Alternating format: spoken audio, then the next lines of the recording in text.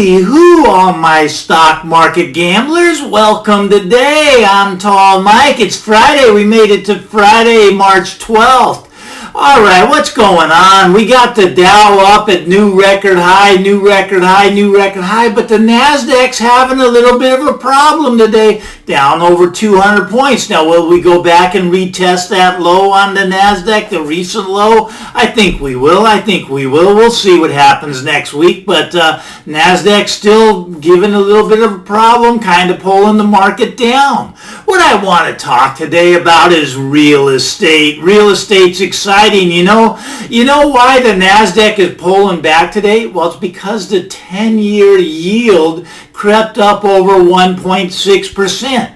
Now, will this affect real estate? Do you notice that mortgages are now over 3% for the 30-year loan?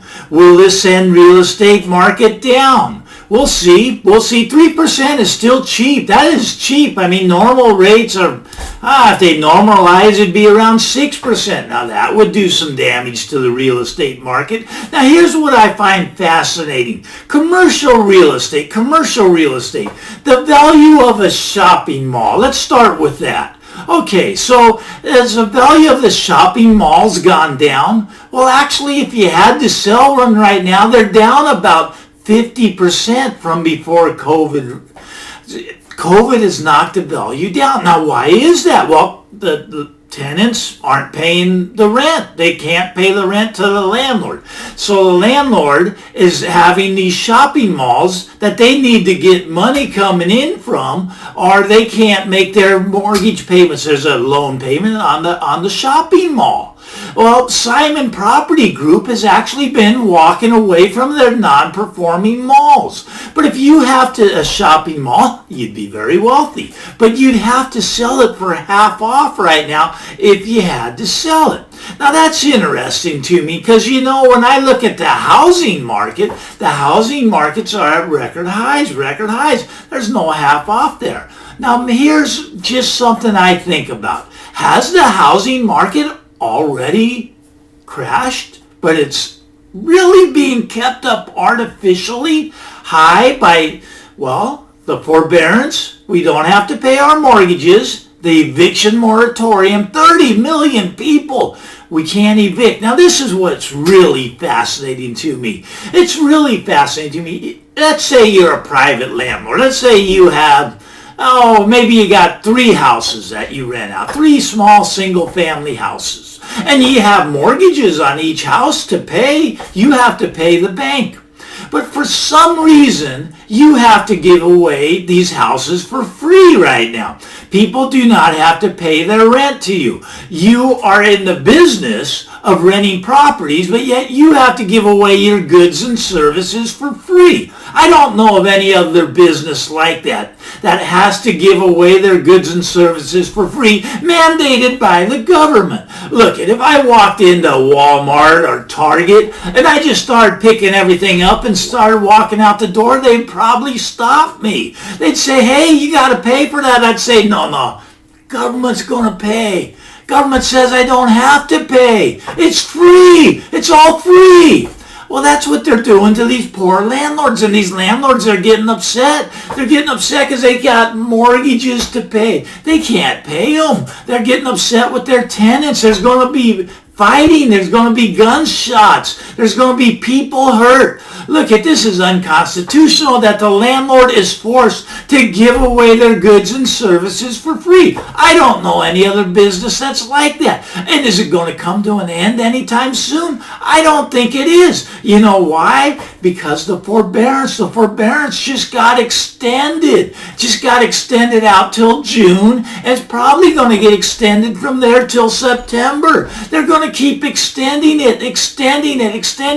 Will this keep the prices of houses up? I think it will until they take away this forbearance. You don't have a free market. This forbearance is what's keeping the prices up. Look, the Federal Reserve can come in and pass a law. Let's just say they pass a law that no home can be sold for less than $20 million. Well, who's going to buy those homes? Well, let's just say they give you the down payment. Okay, well, I'll take one if they're giving me the down payment. Do I have to make my mortgage payment after I move in? No, no, you don't have to make your mortgage payment. Well, then $20 million is fine. Every home's at $20 million. Is that really where the market's at, though? I don't think it is. I think the market is already dropped in the residential housing market. I think it's already cut in half, but we haven't seen it play out yet. But I think the damage is done. I think you got 7 million people not paying their mortgages. They're in forbearance. You got 30 million people not paying rent.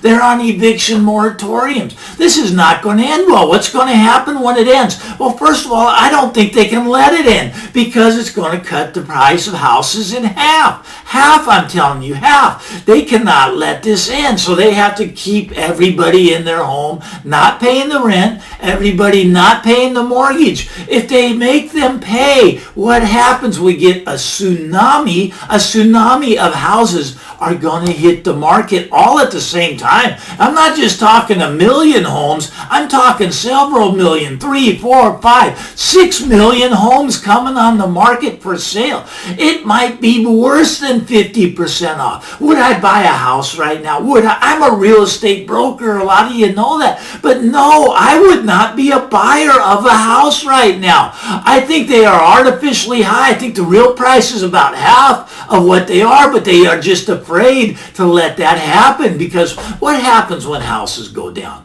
Well, first of all, property taxes, they get cut in half too. The cities, the states, they can't get money from property taxes because those go down when the price goes down.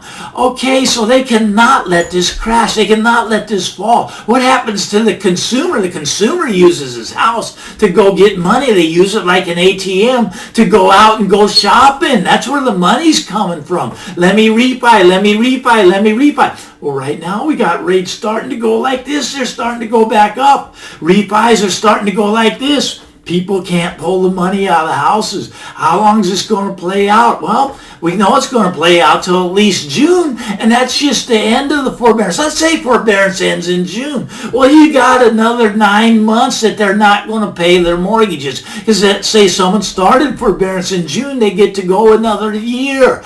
Okay, so it's not going to end right in June. But I even think they're going to extend the forbearance. I think they're going to extend the eviction moratorium. I think they're going to keep forcing landlords to give away their goods and services for free, which is unconstitutional. They got contract law they're breaking, but they don't care about that. They can break any law they want right now because they can just say it's COVID. It's COVID. We can break any law we want. We can change the rules on the game. It's not going to end well, folks. I'm telling you, it is not going to get back to normal anytime soon, and it's not going to end well. People, they're not going to pay their mortgages. They're in forbearance and all this back money. They don't have it. They've spent it. That people that aren't paying their rent, they're not just saving this money. They're going to Walmart. Give me that big screen up there. I want that big screen. They're going to go on vacation with their money they saved. Look, they don't have money to make up the back rent. When this comes to an end, it is going to be bloody in real estate. I say the prices have already crashed, but it's just not showing up yet. I mean, the values have come way down, because there's 7 million properties waiting to be dumped on the market all at once, and it is going to get ugly. It's going to get ugly, and I don't want to see that. This is where I make a lot of my money, comes from real estate sales. But when everybody going to dump those on the market, you go, well, you can go sell them. Most of them don't have any equity. They're what's called a short sale. They go back to the banks. The banks take them over. Now, if I had the connection with the banks, the banks do eventually give them to the realtors to sell. But I do not have those connections. I sell very expensive luxury homes in the Bay Area. That's what I do. That's how I make a lot of my money. That's how I make my living. I just go take that money and I gamble it in the stock market. I try to multiply it. That's what I do. I'm a stock market gambler. But this housing stuff is getting crazy, and we'll see how long it extends out. Can they postpone the crash all year. We're already out in March. I mean, they only got to postpone it 9 more months this year, and then we've avoided the crash. But those interest rates, oh, be careful of those interest rates. They keep going up. It's going to come crashing down. It's going to come crashing down hard. We'll see what plays out. But if you like this stuff, give me the thumbs up. If you really like it, hit that subscribe button. I hope you all have a great weekend. I'm Tall Mike, and I'm a stock market gambler. Bye-bye now. We'll talk again next week.